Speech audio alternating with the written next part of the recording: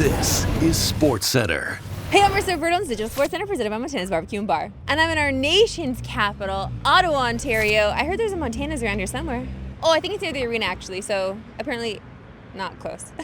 But let's start in Edmonton because we are just hours away from Game 3 between the Oilers and Kings. And the season's pretty much on the brink tonight for Edmonton. Because if they go down 3-0, history tells us they are not coming back. As the team has only won the series 4 times after going down 3-0 in NHL history. The 42 Leafs did it to win the Cup, 75 Islanders, 2010 Flyers, and 2014 Kings. But this is the team who knows how to come back. I mean, it was just last year when they were down 3-0 to the Panthers in the Stanley Cup final before coming back to force the Game 7. They're just the 9th team in NHL history to even force a Game 7 after going down 3-0. But we're kind of jumping ahead of ourselves as the series is still at 2-0. But if the Oilers are going to get into the win column, they have to figure out their goaltending. Stuart Skinner has been awful so far in these playoffs. He's got a 6.11 goals against and an .810 save percentage. Those numbers are atrocious. And if you go to MoneyPuck to check out the advanced numbers, it ain't getting any better. He's got a negative 4.7 goals saved above expected, which you guessed it is dead last in the league among playoff goalies. Skinner was pulled midway through the third in Game 2 after allowing 5 goals on 28 shots, and Calvin Pickard did not do much better, allowing 1 goal on 3 shots in relief. But just listen to the savagery of this LA crowd as they chanted, "We want Skinner," when Pickard was put into the game. Kempe for Fiala, and he got rocked by Henry. Byfield quick to the puck. Kopitar for Kempe. Kempe and Kopitar again. Kuzmenko and Byfield patrolling the front of the net.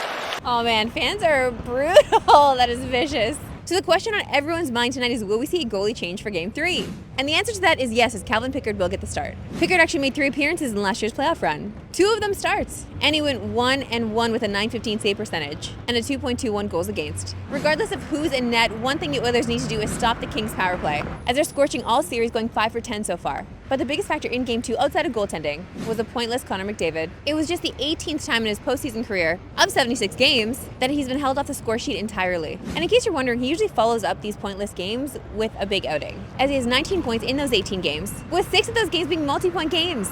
And for those naysayers out there, he's gone back-to-back pointless games in the playoffs just 4 times. We want Edmonton to get back into it for my Oilers fan friends.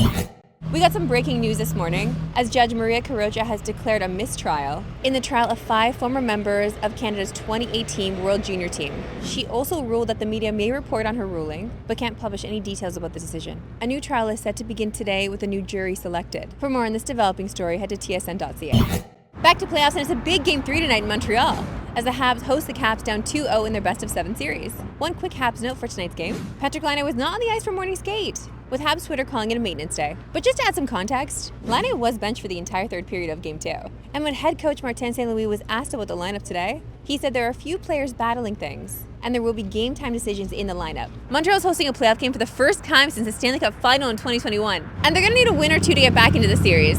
In order to do that, they're going to need some goals, something they're in desperate need of. Lane Hutson is the only Canadiens player with multiple points in the series, and that's just not good enough. But the good news is that home ice brings out the most in their captain, Nick Suzuki. During the regular season, he scored 19 times and had 52 points in the Bell Center, which is 8 more goals and 15 more points than he had on the road. Speaking of the road, the bad news, if you're a Habs fan, is that Washington is one of the best road teams in the NHL. Only one team had more road wins this season, and that was the Jets. And Alex Ovechkin actually scored more goals outside of Washington this season, with 23 in 31 games. And in 3 career playoff games in Montreal, Ovi's giving you a goal a game. This Caps team is not just Ovi though, as the guy that's been the model of consistency and also leads them in playoff points is Dylan Strome. The former 3rd overall pick was a point per game player this season, and he's already got 4 in the series. Oh man, I would love for the Habs to come back tonight, but no, you know what? They're gonna come back tonight.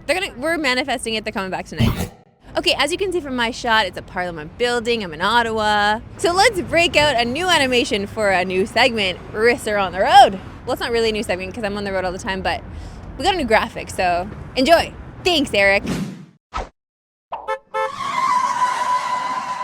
And I was at Leafs Sens last night, and just like how he was in Philly with his Mets gear on, my husband was unhinged.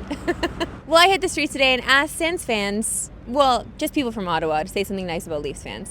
Can you say something nice about Leafs fans? No. You think they're better, but Ottawa's of course the better city. Ooh.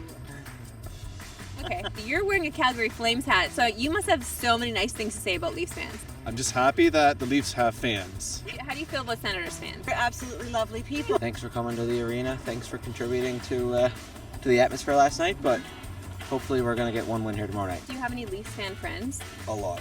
Oh, okay. How do you deal with them?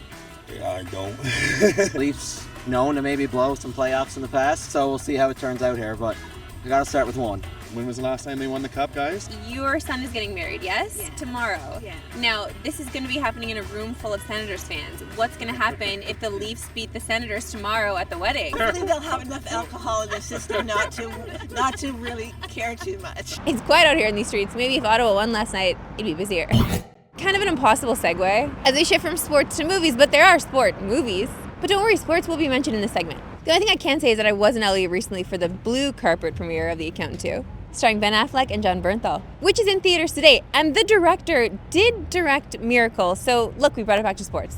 And for another sports tie, my bet is that my accountant Mike wants me to stop spending so much money on playoff tickets. So here's my trip to the red carpet with some sports mixed in this latest edition of Roberto on the Go. Ben is the accountant to hockey guy. Before I make this movie about sports, check out California. You feel alone in there or what? Yeah. We're in a land of driverless cars and robot deliveries. The only one Sam's excited about. Weird Al. It's Weird Al. We're officially on our way to the premiere of The Accountant 2. So I tried to dress like an accountant. Sam and I like to be so on time that we're annoyingly early, but at least we're greeted by adorable dogs. And look at how epic this setup is. That whole pit right there was for photographers, and they had an area for fans to wait. They got autographs, they got to meet all the stars. Found our spot. Here's what you see, okay? This is what you see. Yeah, this is so nice. It's really nice. And now this is what they see. One of the people that had to look at us, director Gavin O'Connor, who also directed Miracle, so I was happy to make it about sports with him. So what was harder to choreograph for you, the men on ice in Miracle or Ben Affleck in this line dancing scene? For the full Accountant 2 premiere experience, go to TSN's YouTube now. Going to LA for 24 hours is a little nutty though, yeah? Time for Saucy Sounds, presented by Montana's Barbecue and Bar. And let's head back to our nation's capital, where I currently stand right now. Because Matthew Knies had an interesting answer when talking about his role on the Leafs power play. What's going so well in the power play right now? I think, you have a lot of star talent with those four guys there. I just got to park my big ass in front and, create havoc, take that D away, take the eyes away, and those guys make plays. And, luckily we found a bounce tonight to get us going. Yes, an excellent way to distract the goalie. That's it for me here from Ottawa today. You'll see me back in studio Monday. Have a great weekend.